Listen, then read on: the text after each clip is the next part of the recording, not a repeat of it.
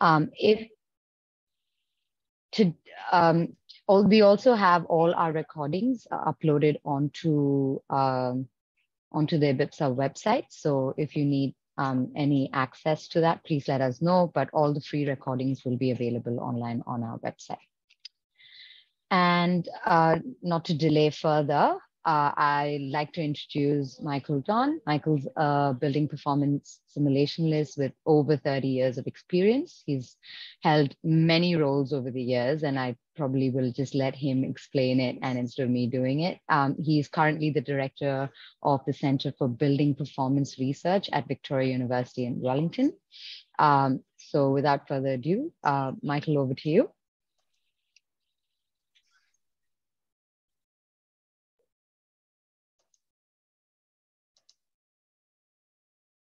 I'll just check that my screen is visible. Yes. Excellent. Tēnā koutou katoa, ko te whanganui tara tako kainga, ko Indiana te waka in 1858, ko building science te iwi, ko Michael Don tuoku ingoa, nor rera, tēnā koutou, tēnā tatu katoa. I just want to start by talking about the whakatoki that would be the rest of my start to a talk of this type, which, if we flick to the translation, is to me one of those wonderful little Maori proverbs that I think sets the tone for today. I've tried to structure this in a way that talks about getting feedback from you and starting a discussion, because to me, I'm raising questions about the future of simulation within the compliance future that we are all facing. I'm going to start with a little bit of background about me and why I'm interested. I published a paper with some colleagues in which we proposed an approach to the creation of design tools that addresses the needs of designers in the early stages of design of non-residential buildings. And I was arguing very clearly that very early in the design process, we should forget about simplistic design tools and use simulation. So for the best part of 30 years as an educator and researcher, I've been able to work, or been looking at working on the improvement of design through greater use of simulation as early as possible in the design process. Because I'm not really interested in calculating the annual energy use or the size of the chiller, but I'm wanting to look at the risks of things not working well every day. Balancing the chiller size against design of the fenestration is one aspect, but reporting the likely temperature when I get up in the morning on a day with snow on the ground, if I turn the heating off when I go to bed, is starting to look at design for the people who are in the building, in the same way that distribution of glare inside a classroom might also address those issues. And I've described to my students for a long time that much of this interest over time, and this goes back to another paper that I published prior to the sketch design simulation paper, and that is for the best part of 20 to 30 years, I've been fascinated by the idea of how do we believe simulation. I will come to this theme in the future of this talk when I talk about never say about a simulation, what must be happening here is. My instruction to most of my students are, when you're saying that to yourself, don't believe anything, start again and try to test why you should believe the simulation results. The quotes here are from that paper where we were trying to suggest that what we really need is better formats for data, perhaps inspired by the standardized format for weather data, that enables us to at least trust the inputs that have gone into a simulation. And so with that kind of background, I'm hoping to present 3 propositions as in as short a time frame as possible to allow time for a response. I'm hoping that in the process of putting forward some challenging ideas, we will start a discussion which will continue for a number of months, if not years. When I was first approached about the paper that generated this talk in the first place, which was published on the 10th of January in Buildings and Cities Journal, it came from a conversation with the editor, who talked to me about a colleague of ours, Professor Phil Stedman from the Energy Institute at University College London, who was preparing a presentation which, this was back in December. It's actually due to happen tomorrow, Friday, London time. And he's calling it the failures of building energy simulation models. And really, he was basically arguing that the performance gap demonstrates that simulation can't be trusted. We need a better way of actually using any kind of design tool to predict the behavior of buildings.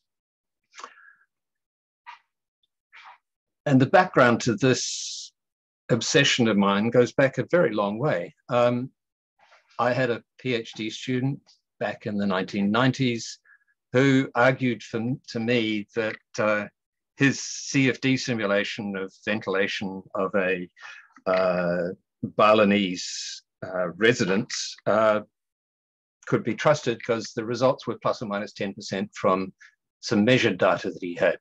And he was basically arguing that he could find lots of papers that did the same kind of thing with CFD and other kinds of results. And I kept saying, well, why is 10% the right number? And we eventually produced a paper together, which we entitled How Close is Close Enough? And much more recently, Li Jing did a similar kind of exercise. There is a Canadian Association for Earthquake Engineering standard building for which there are, for the best part of 50 years, published pressure data sensors for the outside of a standard building of a particular height. It was basically generated for testing earthquake-prone buildings or the risk of earthquakes, but it was used by Bill Melbourne from Monash University back in 1980 to develop, in conjunction with 5 other wind tunnels, a set of wind tunnel test data. And they published that data as the blue line, the average, the orange line, the maximum, and the gray line, the minimum pressure coefficients for the 20 sensors around the building. And Li Jing used that data to test or try to calibrate her open foam CFD analysis. The argument that was put forward by Bill and his colleagues was that so long as you were somewhere between the maximum and minimum, you had good agreement. As it happens, that's how energy simulation programs are calibrated against the ASHRAE 140 standard as well.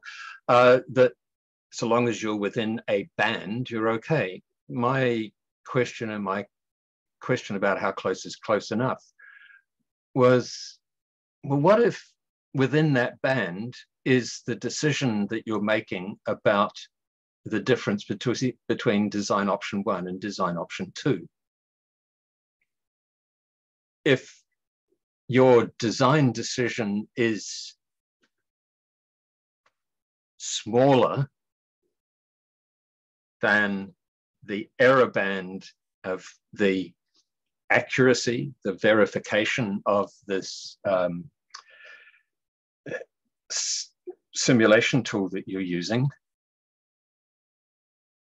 how do you know that that's the error band in the first place? Because compliance with the ASHRAE standard for the tool doesn't tell you how big that error band is. And similarly, how do you actually deal with that kind of implication in practice for your design decisions? Can you, if the error in the original validation of your simulation program was plus or minus 5%, and you're talking about a 10% design change, does that say you've got a plus or minus 50% error in your predictions? That's where I want to stop just for a moment to say I've raised the, before I start propositions for discussion, this is where this talk is heading, asking these questions about model trust. And I would like you at least to test the idea of discussion to respond to the question on the right. Can anyone tell me how they ensure that a model represents reality? Or can they tell me what are the parameters that genuinely drive performance? How do they determine those while they're running a simulation for design or compliance?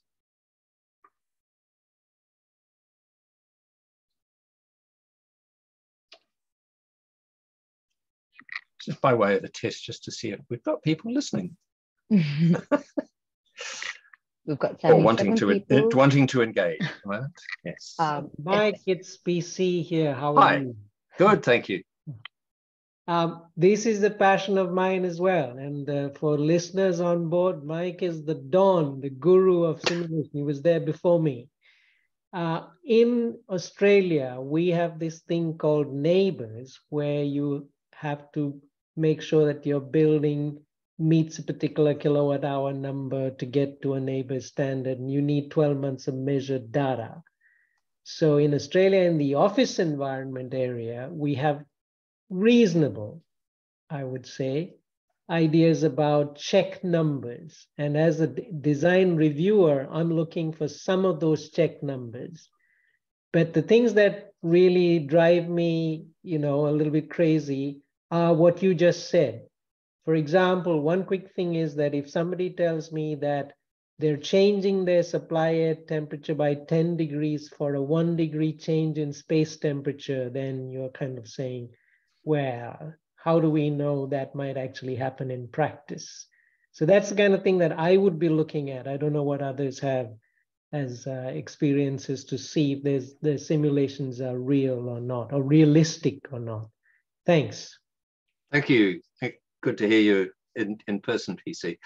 And I agree entirely that it is the biggest concern that I have. And I do think Australia is leading the world in fact, you've stolen just about my last slide, with the potential to at least have some touchstone in reality to compare the simulation against.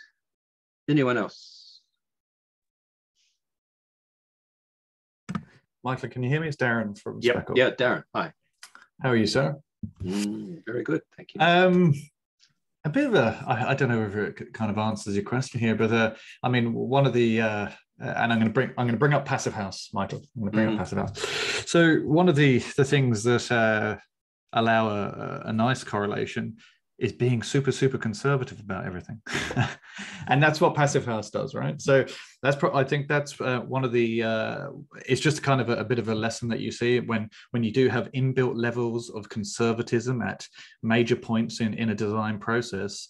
And I'm not saying that they're as accurate as they need to be, or maybe they are too conservative in some places, but that inbuilt bias allows a good correlation to how a building will behave in reality. Not all facets of that building, of course. There's many elements to how how a building is going to behave, from energy efficiency of appliances and the like, to the overall performance of the building and airflows. And but that for me has always been an interesting lesson. Do we just by default build conservatively in order to guarantee better outcomes for modeling? Because it's definitely all wrong, or 99% wrong. That more of a comment maybe than anything. No, I will perhaps come back to this at the end. Otherwise, I think I might derail the rest of my presentation with my discussion of my concern about the idea that a single zone calculation can tell me anything about a building. Because I learned back in the 1980s that if you have a single zone building, the sun shining in, and you're just modeling a house, the sun shining into the living room is assumed to somehow heat the bedrooms, and that clearly doesn't happen in reality. So you have a conservative approach to, well, a single dimensional approach in at least the standard way of calculating compliance. But I would agree that the conservative nature of the passive house process, having someone on site, if you can afford it, to check compliance with all of the requirements for the construction to a high standard is probably the single best thing that happens with passive house. Noni, hand over to you, and then I think I might continue. Thank you for contributing. Yes. Yep. Thank you, Mike. And thank you for coming into IBPSA to talk about this. This is also a passion of mine. I'm currently also doing a research on this area, especially on the energy side. And for the first bullet point, I would agree that we can never, ever ensure that our model would able to represent reality, because with all the actual reality, we cannot put everything into the nth degree. So we have to simplify our model, and that's the challenge, is to realize what matters, which major things that we have to include, which that would really have a minuscule impact that we could, for the sake of actually deliver on time, on budget, to actually make something that's gonna be useful. Come back that to giving us to the second point. So how do we actually find that parameters that are going to really affect our models? So that's the second challenge. Like when PC says, when neighbors have been really good, especially on the office side, the good thing with neighbors that it can already differentiate between responsibilities of best building tenants, like minimizing the impact of behavior of people's affecting energy. So for example, for the base building rating, neighbors happily can set benchmarking based on two major parameters, which is rated hours and rated area. And we find it really hard to go through the rest of the commercial building types to actually find the right parameters that we can actually looking at it specifically and simplify it, making sure that we not cater everything. It's really hard if we have a complex benchmarking, but then we want to find that it's really hard to minimize, especially the impact of occupant, or the more we go to the rest of the building types. So that's probably my addition. Thank you. I will move on. I would say in brief comment on your suggestion about the second item there. Professor Stedman, so Phil Stedman in University College London, his proposition is that he's got data on tens of thousands of commercial buildings across the UK. And he is proposing that correlating those against their design parameters would be a better way of going and developing design rules for at least compliance, if not actual design decisions, rather than this stuff that he doesn't trust called simulation.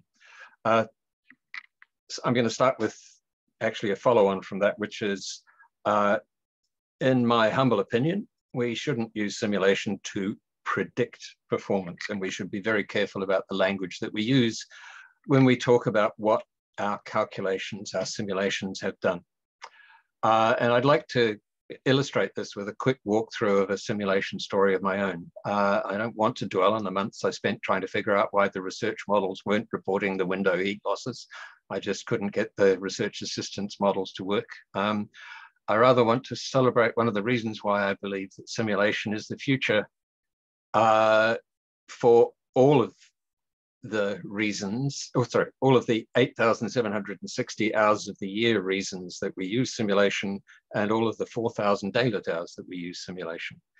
The issue is, if we're moving towards compliance, we're moving, well, we're in a carbon future world, then we're talking about somehow trying to predict what proportion of the carbon load that the planet can absorb is reasonable for our building to impose on the environment. And that requires something that we would term prediction in some manner. And it does worry me. So the story. We were tasked by, well, we got some funding from brands to look at thermal bridging in walls and their contribution to the heat loss. We were looking at how much do you derate the R value for the wall framing in a typical New Zealand construction. Traditionally, that's always been, you know, for 30 something years, a requirement that you include an allowance of around 20% in the R value calculation for the thermal bridging. And we were looking at these kinds of thermal bridges just in walls. And this is where the first issue about what must be happening occurs. The key numbers to look at in this page are that the timber, the columns at the top, there are 4 columns, 5 columns in total, it's the right 4 columns. The first of those says what was in the calculation for the compliance documentation as a percentage of timber in the walls. We went to the actual constructed buildings during construction and obtained for a number of case studies the figures that are in the second column. The 67% was horrifying. You can see in the last 2 columns what the average specified. We're looking for 1.9 to 2 as the R value for the walls. All of the walls were achieving what was the goal. But if you look at the calculated based on the actual as built percentage of timber, none of them were complying with the minimum building code target.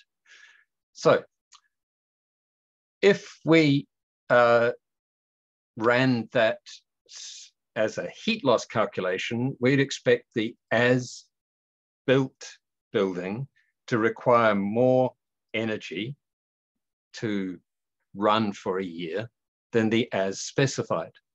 But when we ran a simulation of those case studies, we found completely the opposite. These are small differences, but they brought to mind how do I interpret this? How do I make sure that I'm not falling into the trap that I keep warning my students about? What must be happening here is. So this is a diagram where I've taken, and I apologize for the fact this was early in my days of using honeybee and ladybug and rhino, so I had not learned how to turn off the grid while presenting graphs, and I wasn't about for this presentation to go back and fix my mistake from 3 years ago. But what I've overlaid here is 2 energy balances, one on the left for the as specified, one on the right for the as built buildings. I think I've gotten the wrong way around. Oh no, that's right. And what we have above the 0 in this graph is all of the heat flows into the building, and you can read which ones are which there. The thing to notice, and then the heat losses, the transfers back through all of the envelope of the building are due to heat loss. First thing to note is the heating energy use, the heat delivered to the building, and the cooling energy use, which is this sort of dark blue stuff over here in the summer, are really tiny compared to the overall flows in and out of the building. So we're talking about subtracting two very large numbers and getting a very small number as what we're doing when we're looking at the energy performance of the overall building. If I looked at this data and just looked at the data that's up here, our annual figures, I have a paradox. A building with greater heat loss, so according to the theory, it should require more overall energy use to deal with heating and cooling, has lower heating and cooling needs. But what I was able to do, I was thinking, we've got something wrong with the model. We've definitely got something wrong with the model. But no, if I look carefully at the difference in the heat loss through the walls, the as-built definitely loses when there's a big enough temperature difference between inside and outside, definitely loses more heat. So I have quality checked, and so I have to think about what else might be happening. And what else might be happening is the heating and cooling is, if the temperature is below 18 or above 25, in between, we're opening and closing the windows to deal with any overheating. So if the temperature was, I think it was over 22, we opened the windows to bring in the outside air. That difference, the temperature floating between those two numbers and what was happening with the exchange with outside air, is the only possible reason that we could think of. This, unfortunately, was, of course, a very different result than the people who were paying for the research to be done were hoping to demonstrate. The figure worked, the trend worked when you went from Auckland, which is a very mild climate, to Queenstown, which is quite a lot more extreme, gets hot and cold, being the closest we have to an inland part of the country. The same kinds of differences were happening, and the same as built to as specified. I understand these are small numbers.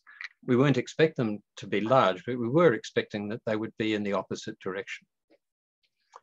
And so what was expected was this, that if you take the heat loss, do simple degree day calculation and take about the overall heat loss for the case study buildings, that each time the building with the greater R value overall would require more energy.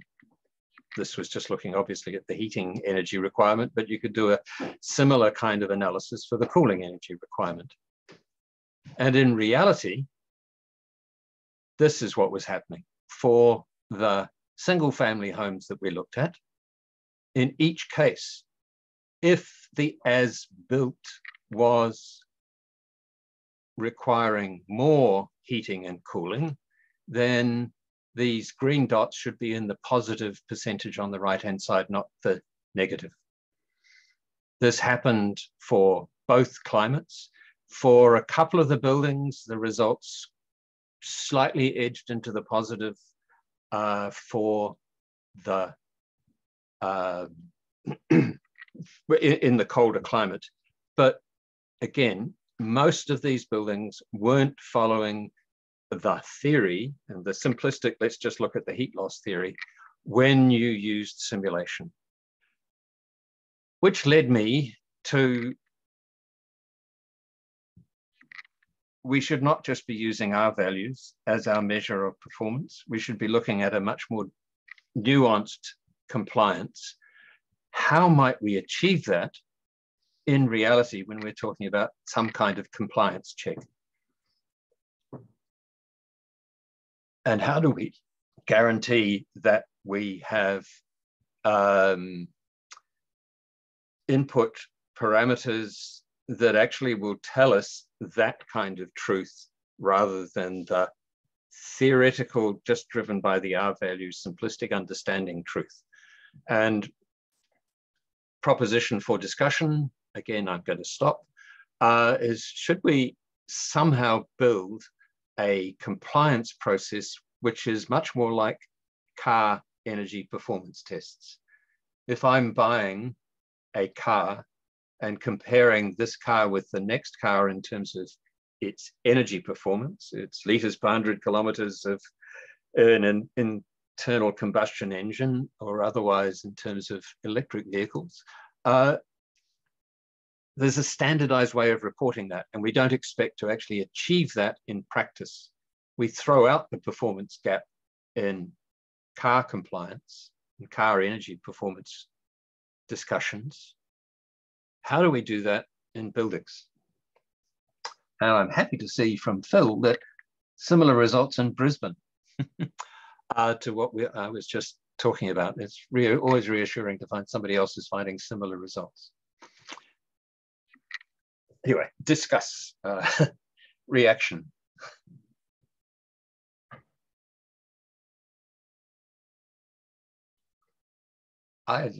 Yes, Yuan Jia, I hope I'm pronouncing that approximately right, has suggested in the chat that measurements aren't necessarily reflecting the reality. Sensor errors, in fact, I'm going to come on to that later if I have time. I've got an example of how someone has interpreted measured results in a way that I think is pushing the data beyond what's reasonable. Amer, do you have something to add? Sure, yes. Yeah, hi Michael, can you hear me? Hi. Hi, thanks for your presentation. Yeah, it's interesting to see another one from Brisbane got the same results. We interestingly, like exactly got a similar trend like in our projects last week, and like we increased the insulation and the energy was like the performance was getting worse, but there was a sensitivity that we found in our project, like as I mentioned earlier, with internal gains.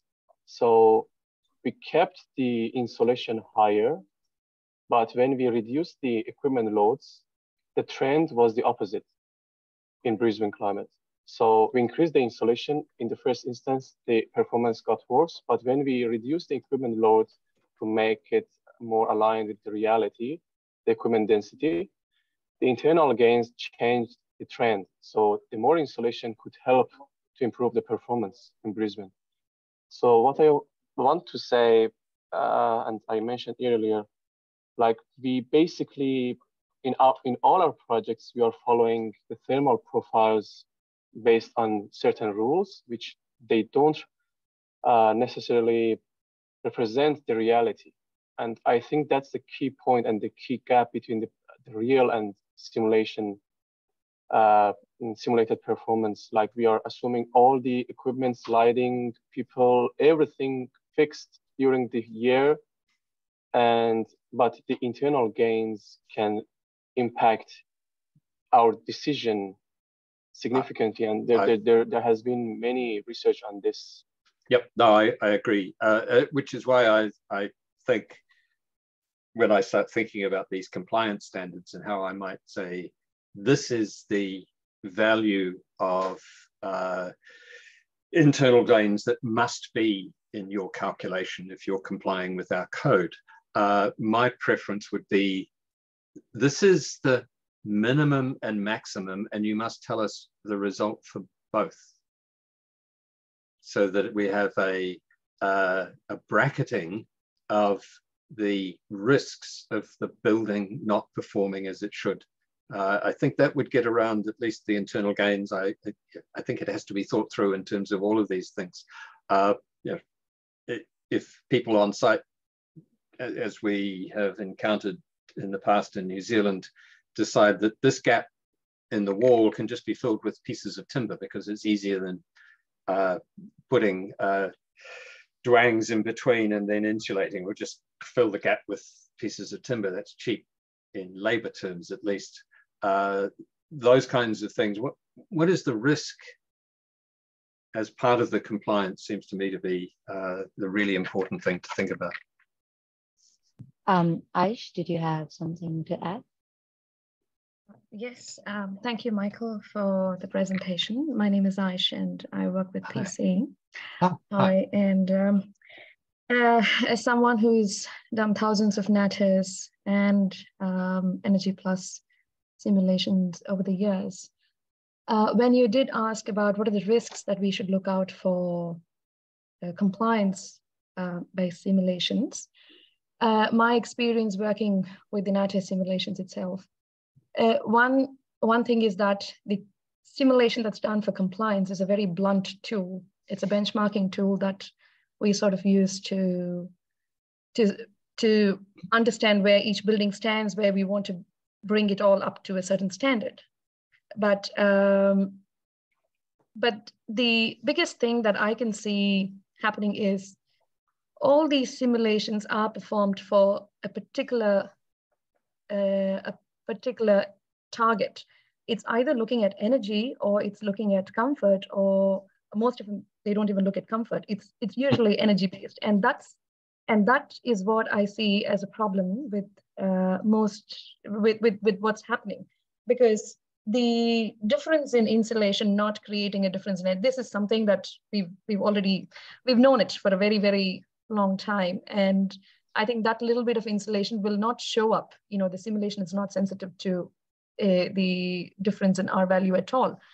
But however, if this was to happen in a very cold place, have you perhaps compared the surface temperature, or what is the condensation impact on the structure itself because of the loss of insulation and the material that's gone into the construction? I think the biggest thing is that the compliance tools that we have, or the simulation options that we have at this point, is only looking at energy, or sometimes energy with comfort. No compliance has actually asked us to look at energy plus comfort plus health, which is condensation and mold impact, in total, you know, apart from the passive house tool. And even there, we do get to it, and that's because it's very, very conservative. So we are managing to do it, but we're not actually doing it's not a dynamic process. Like, we're not actually dealing with our building to say, okay, now this is the construction that you have, and this is the impact of energy efficiency because of your construction, and what is actually happening to thermal comfort. You know, you may pass energy, but you will not pass comfort. And that's very typical of, you know, one of the examples is from NatHES itself. So for Sydney climates, you know, or any area with warmth, particularly when your internal settings are so disparate between daytime and nighttime settings, it does allow for single glazed window to be used in a building, to be chosen for a particular building. You will pass energy, definitely, there's no doubt about it. But we do know that it will not pass comfort. We will have condensation, we will have mold. But then the system itself doesn't allow us to account for any of these issues. You know, so I think it's not the simulation process itself, it's what is the end goal that needs to be achieved. If you're only asking to look at a particular thing, then we are sort of setting it up for failure there, because there is no conjunction with the other parts that actually are part of the heat balance equation. So it's not just the heat balance. What are the other reactions that happen within a building during, you know, the heating and cooling? That is not accounted for. I'm going to agree entirely with you. My argument is that standards compliance, where you're using the sophisticated sledgehammer of 8,760 calculations, energy balance calculations, in order to publish one energy figure, is just crazy and really needs to change. As a result of some of this early work, I have a PhD student who's nearly finished looking at the risk of condensation from thermal bridging or non-standard thermal bridging. And one of the most intriguing things for me, I won't go into the detail of what he's doing, but you know, WUFI is involved, as well as measured data. But what we've discovered, or what I've learned from his research, is that the temperature factor and the other things that are used by Passive House and other people to look at risk of condensation, if you look at the European standard that defines it, or the ASHRAE standard that looks at risk of condensation, both it is surface condensation on the inside of the building that might lead to mold. Both of them state that the temperature should never be below 18 degrees Celsius or 20 degrees Celsius, depending where you're from. And the relative humidity should never be above 70%. And it's like, this isn't a real world analysis of risk. This is some kind of arbitrary laboratory standard that actually has no real world purpose whatsoever. So I agree with you. We need to improve the richness of our compliance standards to be able to exploit simulation in a way that makes sense. There was somebody else who had their hand up, I think, and then I should move on to proposition of 2 of 3. I'm going to end with proposition 2, because the third one I won't have time for. This has been excellent response. Thank you, by the way. I think they lowered their hand. They lowered their hand. Okay, yeah. Right. I'm just aware of time. I just wanted to quickly point out that while I'm arguing that we should be using 8,760 calculations a year, I am also arguing that we need to be careful in setting some kind of performance requirement in simulation, not to make the models ludicrously detailed. I've spent, because I teach in the School of Architecture, it seems like forever trying to teach architecture students that if they're making an energy performance model, it doesn't need the level of detail that makes it look real. It needs the level of detail that tests what they're looking at. And I'm going to switch from thermal simulation to daylighting just for a moment. Back in 2012, the Illuminating Engineering Society of North America published a new set of daylight metrics and a process for doing it, and a discussion paper which still makes good reading. Mudit Saxena was one of the people who actually did the work to develop that, and he did this wonderful presentation in 2014, from which I've stolen a number of slides to illustrate the issue. What he was pointing out in the rationale behind the development of these new IES-NA daylight metrics was that the reliance on the daylight factor ignored all of those factors that are on the left and produced the kind of building that we have on the right. That you pointed out that the design metric was developed in the early 1900s and was put into building codes around the mid 1900s. And we've known for a long time it has the faults that are listed on the left. Clause G7 of the New Zealand Building Code, LEED and Green Star Guide still reference daylight factors. In some cases, of course, they reference something called the average daylight factor, which, while being able to be created by a simple window aperture formula, actually represents the average daylight factor across all internal surfaces, not just across the working plane. And what he pointed out is, if you have daylight factor, then it's only relevant for an overcast sky. It doesn't calculate glare. You have to do all of that separately. It means that east equals north equals south equals west. So the kind of building that you have on the right has that glassed facade on all 4 sides if you're using daylight factor to do your daylighting design.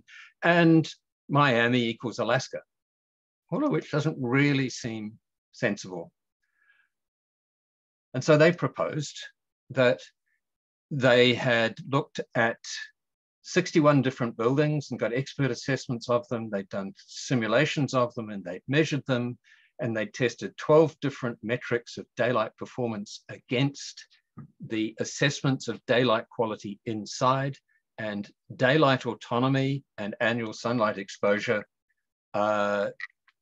were their suggestions, where daylight autonomy is when can you turn the lights off, annual sunlight exposure is about glare. And I know someone has said Green Star has dropped daylight factor, which is good to hear. It wasn't what I could find when I did my prep work earlier this week, but I clearly was looking at the wrong references. So thank you for that. And these metrics do the right sort of things. They're sensitive to the things that you'd hope for. But they found, as they noted in the presentation, blinds and shades were a really big deal. A lot of these assessments of real buildings, the 61 buildings that they measured across the United States, actually had blinds and shades in them, and they were a really big deal. And I'm kind of weirded out, and a lot of daylight people that I know are somewhat concerned at the idea that someone might do a design compliance calculation related to a building in which the blinds are temporary but are part of the compliance. Doesn't seem to me it's about a long-term 50-year life cycle of a building if we're getting into carbon analysis. And they also noted that there are certain limitations. Sunlight exposure doesn't really measure visual discomfort. The daylight glare potential, which is mapped here from a Ladybug Tools demo file, existed at the time, but they didn't really test it. But most importantly, you had this kind of grid across every room in the building in order to be able to demonstrate compliance. And that raises issues for me. The issues are, how do I, what's the right compliance metric anyway? We've got a whole range of different options here. But can we really afford to do it for every space in a building in a reasonable length of time? And should we include the blinds and people's behavior? How do we make our models for compliance model the risk of realistic behaviors? And again, I come back to the purpose of using simulation, and the 4,000 daylight hours or the 8,760 thermal hours is to look at getting the best result. And to me, getting the best result isn't a single performance number such as we get for a car. It's a more nuanced, what is the risk of this building misbehaving that we're starting to try to model, and that our simulation should be modeling, whether it's in early design or in compliance. And again, I'm opening it up for discussion, but at this stage, with 8 minutes to go for the presentation, I'm going to say that my third proposition will happen at another time.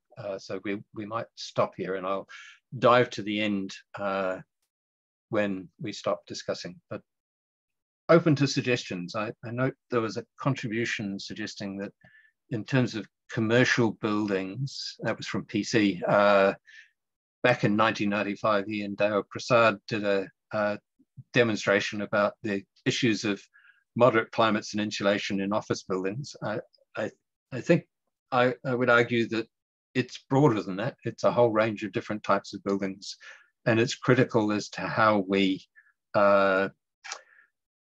write the compliance documentation. But PC, I'd love a copy of the document. Put in the chat for everybody now. Thank you.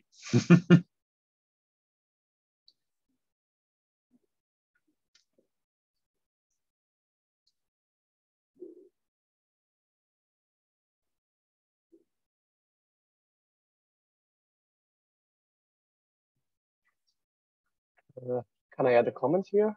Yes, absolutely. That's why I'm leaving these awkward silences. Yeah. So in my experience, when we are talking about comfort, it gets back to our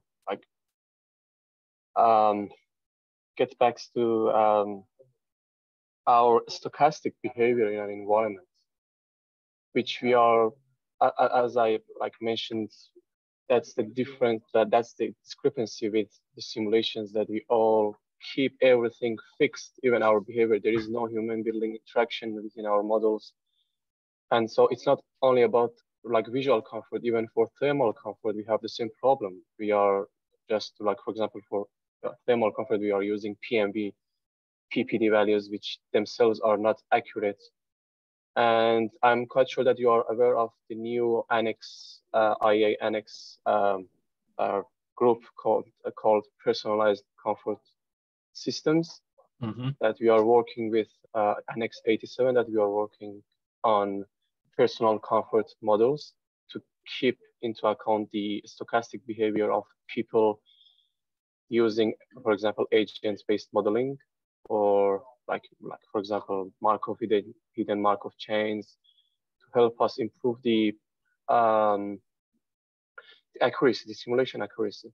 But at the end, as you mentioned in your previous slide, really there is no threshold for any daylight metrics. There shouldn't be like 300 lux minimum or 3000 lux maximum. It's not true, because it differs within people. I might like 300 lux, but my colleague might like 500 lux in the same space. So it's all about our physiological and psychological experience and background.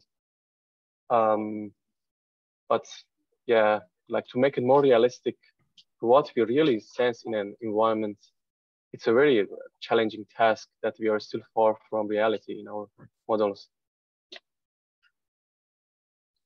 Thank you. I'm going to push back on that a little. I'm actually going to leap to my proposition 3, because you've raised an issue that I tried to raise in there as well.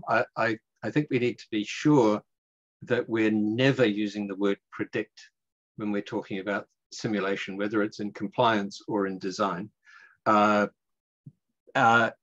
we need to improve the way we talk about this.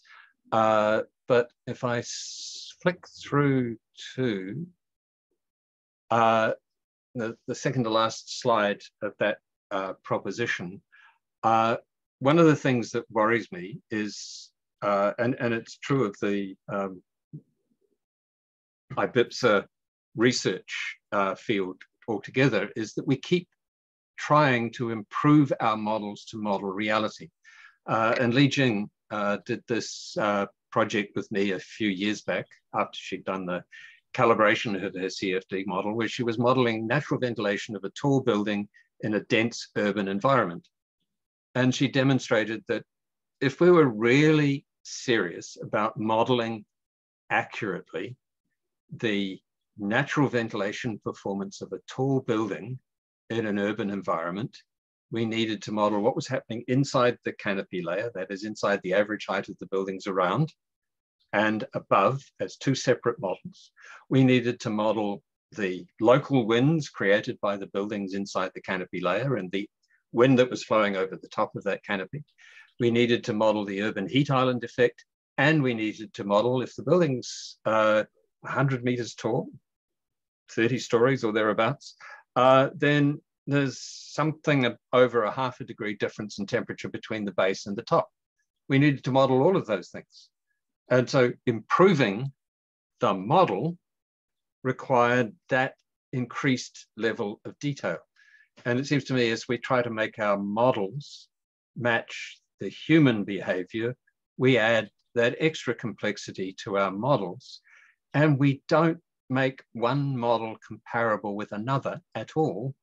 And we run the risk. I just loaded yesterday, or whenever I was putting together this slide, this image, which is Li Jing's Grasshopper script from 4 years ago, which did these kinds of models. And you can see the red lines. They shouldn't exist. How on earth do I quality assure that level of complexity? To me, what we need is a level that says this is enough for compliance, but looks at risk of the building misbehaving, looks at the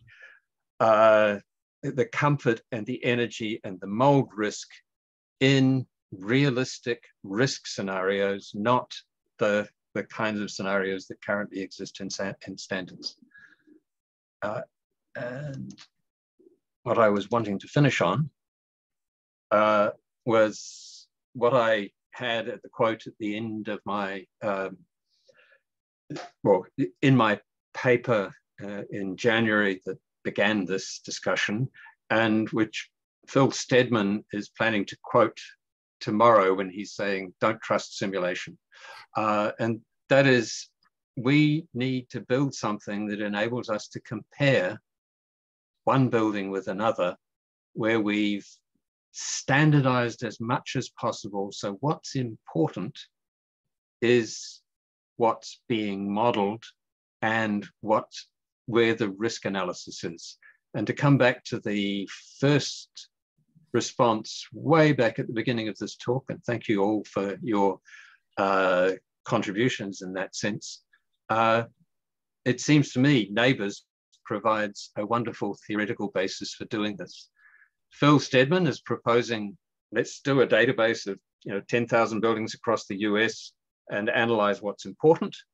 I like the idea that Neighbours database provides a link to what was predicted and what's actually happening, so we can start to look at what's important in a much more nuanced manner and include the risk potential of getting things wrong, which is part of what I see as the strength of simulation.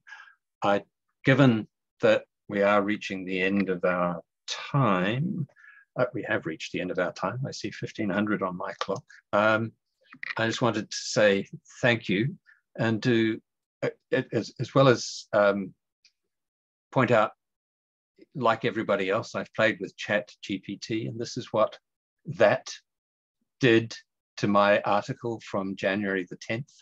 I'm astounded at how well it did. I don't expect that it will do that for everything, but I would also like to extend thanks to Richard Lorch, the editor of Buildings and Cities, for challenging me to write something, Phil Steadman for having provided the inspiration to push back against his Don't Trust Simulation. I'd like to acknowledge all those graduates like Prasasto Sidwiko, Li Jing, German Molina, whose work was incorporated into this presentation and who, by challenging and informing my assumptions every day, provide my reason to continue to be enthusiastic about coming to work every day. And finally, Manasa and Ishan, thank you very much for setting this up. It's been a seamless and easy process. Amazing. Thank you so much, Michael. We've not had that many participants who've not left the call. We've had 80 through the entire webinar. So you've definitely held everyone's attention and really stimulated everyone's discussions as well. So thank you so much. We're obviously, there was a lot that we couldn't discuss. So maybe we might get in touch for another one sometime, maybe mid-year or something, where we can revisit and we can get together and put our minds together on how to get Neighbours to get all of that data that they have from meters and their predictions maybe, and start a database that can help all of us as energy simulation analysts and stuff. So anyways, not keeping everyone from their lunch, or hopefully everyone's had their lunch or whatever. Thank you so much. Thanks, Michael, who's joined in from New Zealand. Thank you again. And we look forward to seeing you soon. Where Noni has just sent across the link for her energy performance gap simulation survey. So if everyone could please go on to that, it would be really helpful for the industry to understand and get different inputs for that survey to help us become better analysts. So please make sure you go on to that link and just reply. All right. Thank you, everyone. Thank you. Have a great afternoon, evening, and see you next time. Thank you very much. Thank you very much, Mike. I'm just going to try and find, if I can, the PDF copy of the article, because the link that I provided to Buildings and Cities didn't seem to work. But it's occurred to me, instead of have everybody hanging around for that, you're publishing the recording online. That's correct. Yep. I will talk to you offline about a PDF copy of this and making sure that the link works as well, so that we've got I'll make sure all everyone in one place. Has a link and we send that all together. So thanks so much. Cool. Thank you. Yeah. Cheers. All right. Cheers. Bye, everyone.